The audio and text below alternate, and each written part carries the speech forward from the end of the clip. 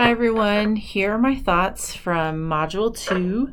I have some notes here that I'm going to kind of read from as I read through all of your org structure posts and your reading essence and just kind of dug in. And so instead of typing all the comments, I wrote them out and thought I would present them to you in this format in video. So first of all, in your org structure notes. So I think about when it comes to retention strategies and how a lot of times you see in looking through all your org structure posts, retention, student success, ease of service delivery, management structure in some ways, but really just making a way that's easy for a student to navigate. Some institutions can do this in smaller ways or more collaborative ways, some that may be harder to do because of the size of the institution, both small and large. So if anything, what I hope that you take away from this activity is there is no one size fits all, and you could see that in the text as well. But it is a helpful exercise if you think about how this class is, what I hope have it be set that you can take some of the work and the readings that you do in this class and think about how you could apply that either to your work now or to your work as a future administrative leader, because this program is set to help practitioners be able to put their work into practice. I found it also interesting to hear from our students who are from China and had some feedback on the Chinese structure and how some of them actually have very similar structures even to higher ed here in the United States. It's just a different way and a different calling. Some of them are very different, but some of them have that similarities. I think many of you picked that ethic of care model. It's very attractive for a variety of reasons, and in some way I think it's one of those systems and structures that we would all hope to achieve because it shows that cohesive collaboration and process that's focused on the student and their success. And I think that's one of the best models actually for student affairs, and will likely be one that we'll see more in the future as pressures get put on organizations to be efficient, streamlined, but also provide superior service to students. And that kind of goes in then with the next comment, but there was some comments made by Ebony and Cody about the financial climate and how finances and the budgetary circumstances will directly impact how an organization is or is not structured.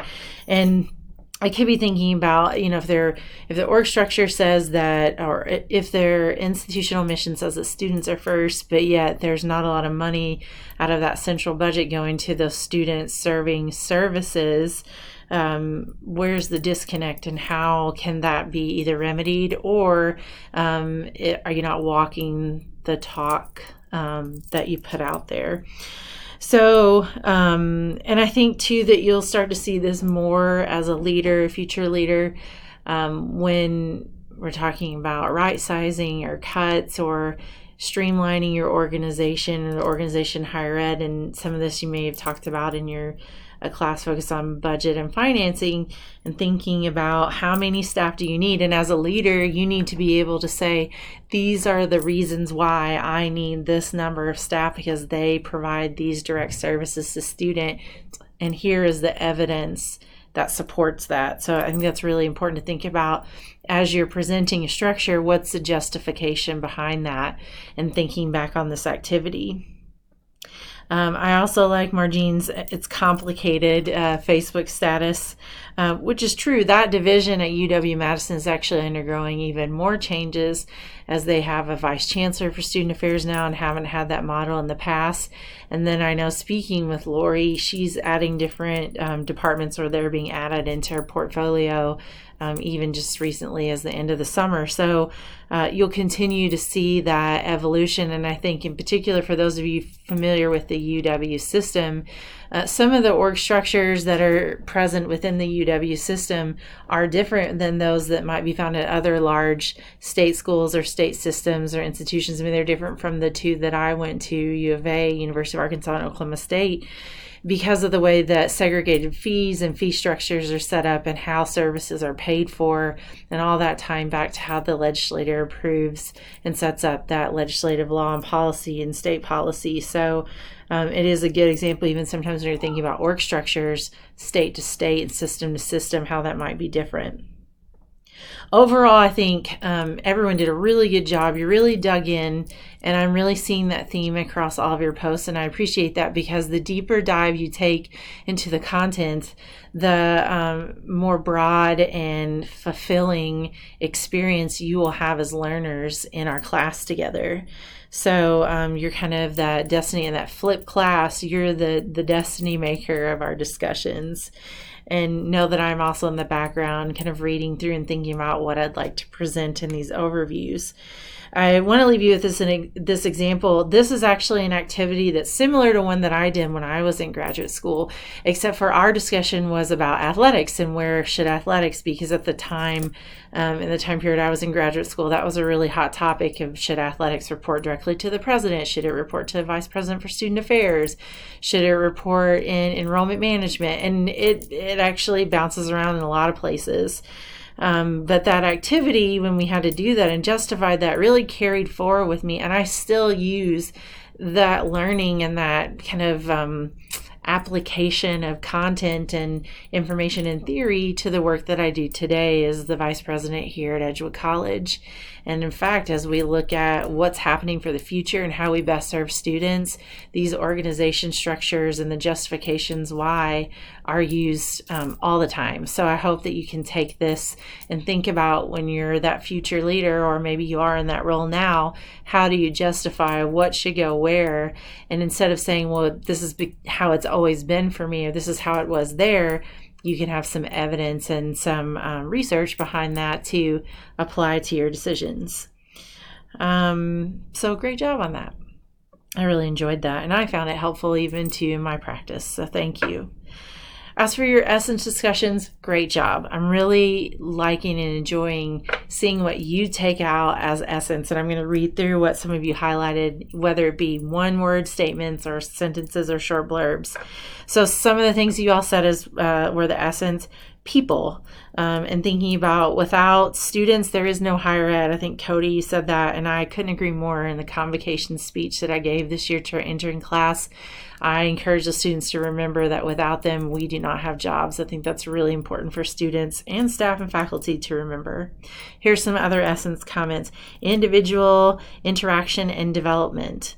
Moral and ethical obligations and ethics in general, applying theory to practice, how to move from ideology to practice, professional standards, ethics and integrity, thinking about how your framework meets student needs, holistic learning, and thinking about a shift from co-curricular to student-centered learning. So these are all in some ways different, but yet they have very similar themes. And all of that is present in these readings. And so I'm really excited to see you dig into those. There are professional standards and professional ethics. There are a couple organizations you might want to check out if you haven't already. The first one, NASPA, N-A-S-P-A. This is a professional organization of student affairs professionals, and ACPA. These are the two professional organizations that are the primary national and international leaders in student affairs. Also, the CAS standards, C-A-S. These standards actually look at the overall content areas and functional areas of each functional area or silo or department in student affairs, and provides a standard of best practice. And so a lot of these will give good guidance and assessment content for professionals to be able to assess their work.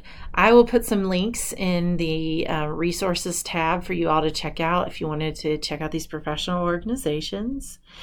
And then thinking about, again, the evolution of student affairs, how sometimes people think that it's just programming and co-curricular development, but it really is about holistic learning across the entire content area of higher ed. So that's inside and outside of the classroom. And I really think you're all grasping that. So really good job in the essence. Please keep that up. That's exactly what I'm looking for. Overall, I just want to make sure you remember to watch for deadlines. And also occasionally go back and check for new comments. A few of you are writing in questions, and actually I'd like to encourage that more. So when you see a post, instead of saying, yeah, I like what you're saying, maybe give a little bit more specifics on what they're talking about, what resonated with you, maybe ask a follow-up question, go back.